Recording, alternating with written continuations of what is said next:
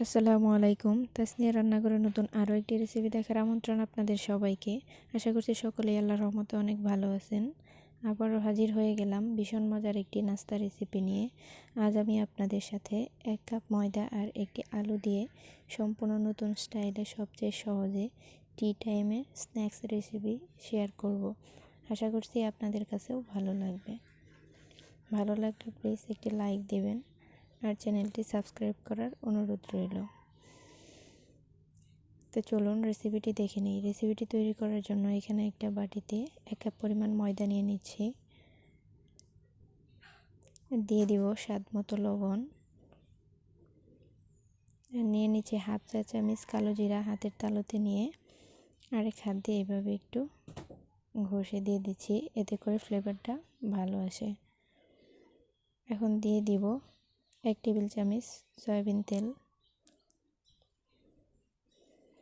এখন হাত দিয়ে তেলটা সব কিছুর সাথে ভালো করে মিশিয়ে নেব। এই কাজটা যত ভালো করে করবেন নাস্তাটা তত মুচমুচে হবে, পারফেক্ট হবে। মাখাতে মাখাতে এক পর্যায়ে যখন হাত দিয়ে চাপ দিলে এরকম শক্ত একটা বল হয়ে যাবে, তখন বুঝতে হবে মাখানো হয়ে গেছে। এখন অল্প অল্প করে নর্মাল পানি দিয়ে একটা ডো তৈরি করে নেব। পানিটা একবারে দিতে যাবেন না, অল্প অল্প করে দিয়ে নেবেন, তাহলে ডোটা পারফেক্ট হবে। আমি সফট একটা ডো তৈরি করে নেব। এই তো ডোটা তৈরি করা হয়ে গেছে। এখন হাতে কিছুটা তেল লাগিয়ে ডোয়ের উপরে লাগিয়ে নেব, এতে করে ডোটা উপর দিকে ড্রাই হয়ে যাবে না।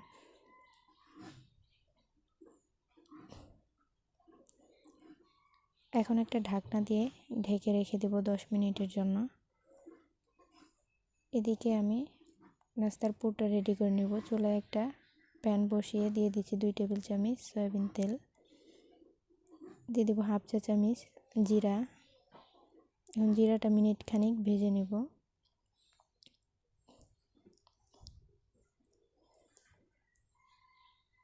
এখন এর মধ্যে দিয়ে দেব 2 টেবিল চামচ কুচানো পেঁয়াজ। দিয়ে দিব 2-3টার মতো কাঁচামরিচ কুচি। দিয়ে কাঁচামরিচ আর পেঁয়াজটা একটু ভেজে নিব। আমি আগে থেকে একটা আলু ভালো করে ধুয়ে পরিষ্কার করে কুচি করে নিয়েছিলাম, এটা দিয়ে দিচ্ছি।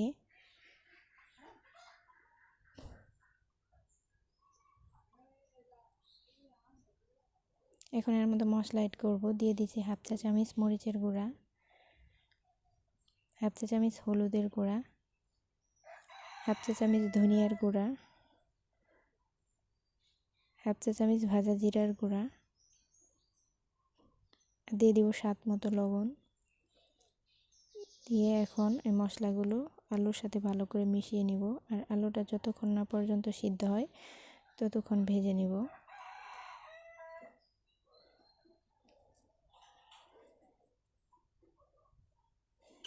এই তো আমার পুরটা রেডি হয়ে গেছে, আলুগুলো সিদ্ধ হয়ে গেছে। এখন একটা চামচ দিয়ে বাটিতে উঠিয়ে নেব।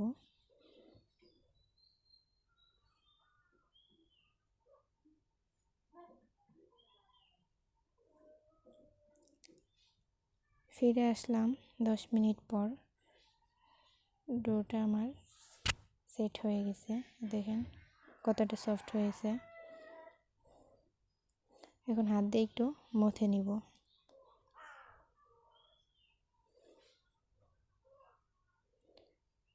এখন এই ডোটাকে 2 ভাগে ভাগ করে নেব।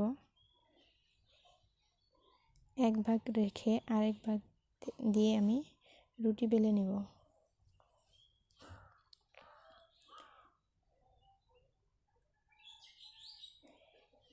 কিছুটা ময়দা ছিটিয়ে আমি রুটিটা বেলে নিব। মোটামুটি পাতলা করেই রুটিটা বেলে নিতে হবে।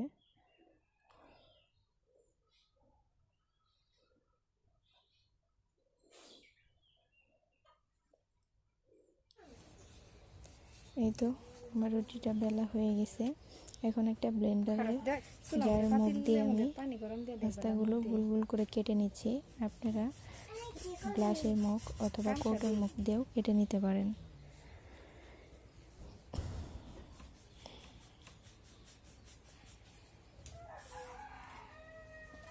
কেটে নেওয়া হয়ে গেলে বাড়তি অংশটুকু আমি উঠিয়ে নেব। এই বাড়তি অংশটুকু দিয়ে আমি পরবর্তীতে আবারও নাস্তা তৈরি করে নেব। এখন এইখান থেকে একটা টুকরা নিয়ে এর ভিতরে আমি কিছুটা পুর দিয়ে নিচ্ছি।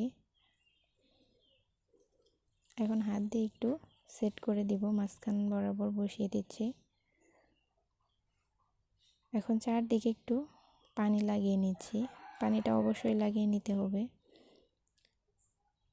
এখন আরেকটা টুকরা দিয়ে উপর থেকে আমি এইভাবে এটা নিচেরটা সমান করে সেট করে দিচ্ছি, হাত দিয়ে চেপে চেপে এভাবে লাগিয়ে দিচ্ছি।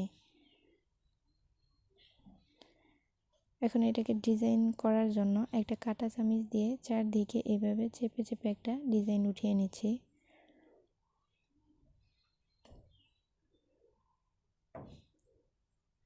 এখন একটা ছুরি দিয়ে এই তো এইভাবে কেটে কেটে একটা ডিজাইন দিব, তার জন্য এইভাবে কেটে নিলাম।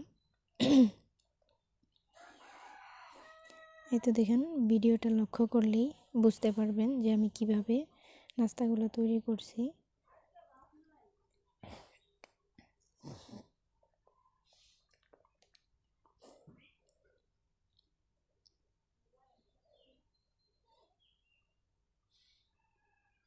এই তো আমার নাস্তাটা রেডি হয়ে গেছে। দেখলেন তো কত সহজে কত সুন্দর নাস্তাটা তৈরি হয়ে গেল। একইভাবে আমি সবগুলা বানিয়ে নেব। চুলায় একটা পাত্র বসিয়ে পরিমাণ মতো তেল গরম করে নিয়েছি। এর মধ্যে একে একে নাস্তাগুলো দিয়ে নিব। নাস্তাগুলো আমি অল্প আঁচে ভেজে নিব। বেশি আঁচে ভাজলে তাড়াতাড়ি কালার চলে আসবে, কিন্তু এতটা মচমচে হবে না। এক পাশ হালকা ভাজা হয়ে গেলে নাস্তাগুলো উল্টিয়ে নিব। এইভাবে কয়েকবার উল্টিয়ে পাল্টিয়ে গোল্ডেন ব্রাউন কালার এবং মুচমুচে করে ভেজে নিব। ভাজা হয়ে গেছে, এখন একটা ছাঁকনি দিয়ে তেল ঝরিয়ে একটা প্লেটে উঠিয়ে নিব।